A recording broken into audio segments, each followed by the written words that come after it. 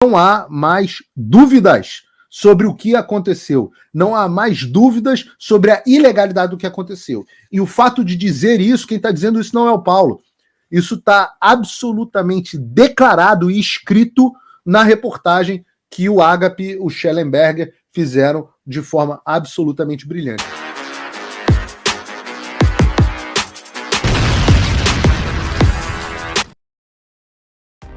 Façam o tal do triplo C. Curta, comenta, porque a integração do chat ajuda muito, e compartilhe. Você pode fazer essas 3 coisas que ajudam o algoritmo a aparecer. Mas eu não estou brincando não, pessoal. Dá uma paradinha agora de 1 segundo e clica no joinha, porque às vezes a pessoa já está acostumada a ouvir isso. Não, é importante que você faça isso, porque se você não fizer, inclusive atrapalha o vídeo. Parece que o vídeo é menos relevante. Davi, você que foi o responsável, junto com o Michael Schellenberg, sobre esses files, esses arquivos, eu quero que você conte para a gente desde quando você está investigando isso. O Davi é um grande jornalista investigativo, ele tem matérias assim incríveis e é realmente hoje um grande nome do jornalismo investigativo. E você é um dos responsáveis por isso. Conta para a gente, Davi, como é que foi essa história? Obrigado, Karina. Obrigado pelas palavras. Eu comecei a investigar a censura no Brasil já faz algum tempo, alguns anos, né? Tenho trabalhado com foco em censura, mas esse foco específico que vem dos estudos que o Michael Schellenberg tem feito, e outros jornalistas, né, têm feito sobre a censura dos Estados Unidos, o complexo industrial da censura, começou especificamente no final do ano passado. Comecei a trabalhar com o Michael, produzindo reportagens com foco de reportar o que acontece no Brasil para o exterior. E a partir desse ponto que muitas das peças começaram a se encaixar. Eu comecei a descobrir coisas, por exemplo, a conexão, né, ou pelo menos a ligação do FBI com a censura no Brasil, atores da censura americana aqui no Brasil. E aí, nesse primeiro contato que eu tive com o Michael, inclusive quem me apresentou o Michael foi o Eli Vieira, então eu sou muito grato a ele por isso, eu tive essa ideia de resgatar o Twitter Files. Eu perguntei pro Michael, né? Falei, Michael, será que tem alguma coisa sobre o Brasil que a gente pode trazer de volta? Porque a gente vê que o Twitter Files meio que acabou, né? Não se falava mais tanto nisso, e eles tocaram o trabalho a partir essas descobertas sobre o complexo industrial da censura surgiram a partir do Twitter Files americano. Então eles começaram também a fazer mais conexões, descobrir mais coisas.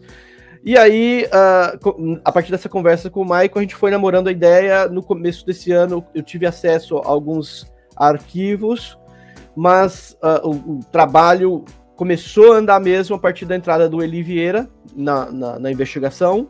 Então nós, trabalhando em conjunto, conseguimos avançar muito mais rápido, e até porque são muitas informações, e muito do que eu já tinha feito sobre o complexo industrial da censura, as reportagens, foram muito úteis, porque a gente consegue entender o que acontecia tanto nos bastidores do TSE, coisas que muitas vezes a mídia não deixa, vou dizer fácil, mas não está tudo tão conectado, não está tudo explicado, e o material que eu produzi me ajudou a me situar no meio de toda essa situação que acontecia nos bastidores, né? Então, a criação dos núcleos de inteligência pelo Alexandre de Moraes, que agora se tornaram permanentes no TSE, enfim.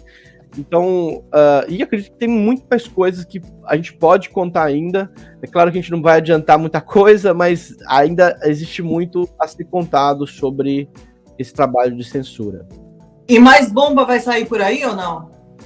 É possível, é possível. Eu tô para publicar algumas reportagens, não quero dar muito spoiler, mas sim, é possível que a gente consiga, em breve, trazer mais novidades para vocês. O Paulo Figueiredo também escreveu um artigo para a Epoch Times, que eu ainda não li, Paulo, mas eu queria que você falasse sobre ele também, sobre o Twitter Files. Foi o meu primeiro artigo para a Epoch Times, na verdade, a minha estreia na Epoch Times. Eles se tornaram um jornal muito grande aqui nos Estados Unidos, hoje são o 4º maior jornal em número de assinaturas, e eles me fizeram esse gentil convite para que eu me tornasse colunista da versão americana do Epoch Times, que para mim é interessante, porque eu posso amplificar o que está acontecendo no Brasil agora para o público americano, né? Uma das coisas que as pessoas se queixam muito aqui nos Estados Unidos, as pessoas que querem se informar a respeito do que está acontecendo no Brasil, é da completa ausência de cobertura da mídia tradicional. Então vocês pegam, por exemplo, o Schellenberger, é um jornalista muitíssimo renomado, premiado, etc. E ainda assim, jornais como o New York Times, o Washington Post, o The Wall Street Journal, continuam absolutamente calados a respeito dos Twitter File Brasil. Eu, inclusive, marquei lá no Twitter o Jack, esqueci qual é o sobrenome dele, que é o cara o que fez a reportagem da Embaixada da Hungria com o Bolsonaro, onde eu falo, não é possível, você não está vendo o que está acontecendo, você não vai reportar. Então é muito bacana que eu possa fazer isso a partir de agora pelo The Epoch Times e dar um pouquinho mais de visão, né, para a sociedade americana do que está acontecendo no Brasil. O próprio Chris Smith, os próprios deputados americanos reclamaram da ausência de cobertura sobre o que acontece no Brasil, e eu expliquei para eles, olha, no Brasil só tem correspondente, o Washington Post não tem um correspondente fixo para o Brasil, mas tem uma menina que cobre. O New York Times tem lá o Jack que fica fazendo dueto com a ministra do Lula, a CNN tem o correspondente dela, e acho que o Wall Street Journal também tem. Então, assim, é toda a mídia mainstream de esquerda que tem. O Wall Street Journal até já foi um bom jornal, hoje está uma porcaria, e não à toa está afundando. Então é muito difícil passar aqui para os Estados Unidos o que está acontecendo. O que eu procurei resumir esse trabalho absolutamente brilhante que o Agape e o Schellenberg fizeram, vale, as pessoas que acompanham o meu canal já conhecem o Agape, já estão familiarizadas aí com esse fone dele de gamer, porque ele já teve lá no canal várias vezes sobre essas séries de reportagens que ele vem fazendo. Essa última foi sobre onde ele conectou a conexão antes dos Twitter Files, ele mostrou a conexão entre o FBI, Jorge Soros e o TSE.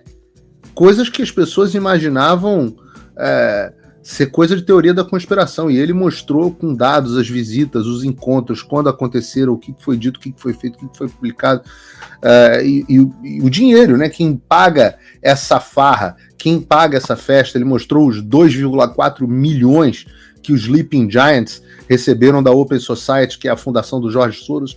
Tudo isso estava sendo exposto. Quando vieram os Twitter Files, foram essa bomba.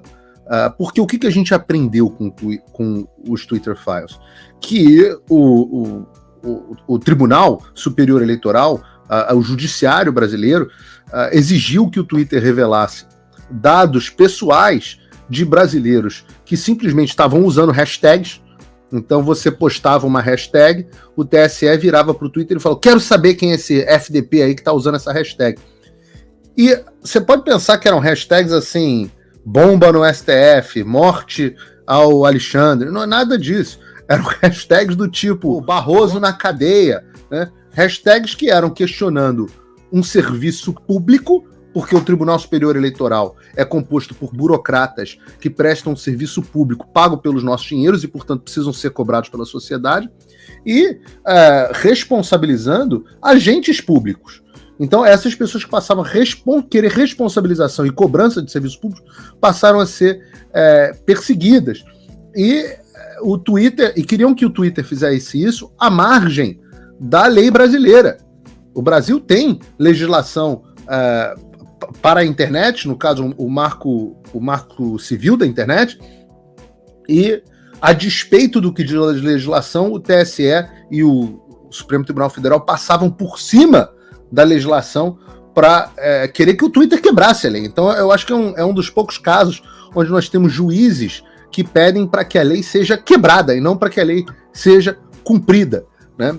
E nós vimos os bastidores de como funcionou o processo de censura do Tribunal Superior Eleitoral deputados, como o Marcel Van Hatten, como a deputada mais votada do Brasil, a Carla Zambelli, que tiveram nas redes sociais. Vimos como é que funcionou o processo de censura a pastor, inclusive, fora do Brasil, pastor aqui da Lagoinha, Orlando Church, o André Valadão, como foi o processo de censura das redes sociais dele, ou seja, alguém que estava fora da jurisdição americana. Vimos o Alexandre numa tentativa louca, megalomaníaca, de exigir que as pessoas fossem censuradas até nos Estados Unidos. Ele queria exceder até a jurisdição dele, sendo que, porque ele falou que os brasileiros podiam usar VPN. O Alexandre morre de medo que as pessoas baixem VPN, e é por isso que todo mundo tem que ter VPN. Se você não tem um VPN hoje, você é parte do problema, você não é parte mais da solução. E por último, e o mais grave aqui para eu concluir, nós vimos talvez o crime mais grave de todos esses, e eu listei aqui crimes gravíssimos, né? Violação de imunidade parlamentar, obrigação, tentar forçar alguém a cometer um crime. Eu citei aqui coisas muito graves, mas a mais grave de todas as coisas foi a tentativa do Alexandre de Moraes de transformar, né? A gente chama de weaponize, o Schellenberger e o Agap chamaram de weaponize, né? Transformar em arma, instrumentalizar o Twitter. E a gente sabe que na verdade foram todas as redes sociais, porque a gente tem as informações do Twitter, mas a gente vê o Twitter dizendo que as coisas na verdade foram mais graves, inclusive eram piores dentro do Google, né? Mas o Alexandre de Moraes transformou as redes sociais brasileiras em uma peça de campanha do Lula, e eu explico por quê. Nós temos as evidências incontestáveis pelos e-mails do Twitter de que o Alexandre queria suprimir conteúdo, posts e personagens de direita, que, portanto, criticariam e fariam uma exposição de quem era o candidato Lula, e, ao mesmo tempo, poderiam exaltar o candidato Bolsonaro. Dessa forma, com o peso que as redes sociais têm e com a diferença ínfima que nós tivemos nos votos entre Lula e Bolsonaro, é possível afirmar que o Alexandre de Moraes, só com isso, já decidiu o resultado, de forma que o nosso Senado não pode mais, mesmo amedrontado, não pode ficar em silêncio diante do que está acontecendo. Eu vi alguns senadores, como Eduardo Girão, Magro Malta, o Jorge Seif está mais calado essa semana, coitado, que ele está na Berlinda, mas tenho certeza que ele também seria alguém nessa direção. Mas o astronauta, por exemplo, que o Bolsonaro escolheu para ser candidato, o Marco Antônio e eu abordamos isso hoje no show da manhã no Fio Diário, o astronauta continua no mundo da Lua. Ele acha que ele ainda é astronauta e está apostando transplante de rim de porco, sei lá o quê. Eu falo, pô, legal, boa, parabéns, bacana. Mas você tá vendo onde é que você tá, velho? Você sabe que você é um senador da República, você não é mais ministro da Ciência e Tecnologia, você não é mais astronauta da NASA, ou sei lá de onde você quer que você é, da Agência Espacial Brasileira, não sei de onde é que você era. Você é senador da República. Cadê Tereza Cristina? O Sérgio Moro deu a mão pro sistema, tá lá pedindo, se humilhando pro Gilmar Mendes. Cadê o general Mourão, que supostamente, segundo disse uma jornalista Natuza Nery da Globo News, estava se encontrando com o pessoal dos Estados Unidos, inclusive enfim, com o pessoal do Council of Foreign Relations, para avalizar a interferência americana na eleição brasileira? Cadê o senador Mourão, no caso dos Twitter Files? Cadê o restante dos senadores? Eu não vou perguntar do Marcos Duval, porque o coitado não pode falar, mas cadê o restante dos nossos senadores? Senador Portinho, do meu Rio de Janeiro. Romário deve estar jogando futevôlei, sei lá o que ele está fazendo. Ótimo peladeiro, péssimo senador. Mas onde estão os senadores do Brasil? Cadê o restante dos senadores do Brasil? Essa é a pergunta que eu falo. Não há mais dúvidas sobre o que aconteceu. Não há mais dúvidas sobre a ilegalidade do que aconteceu. E o fato de dizer isso, quem está dizendo isso não é o Paulo.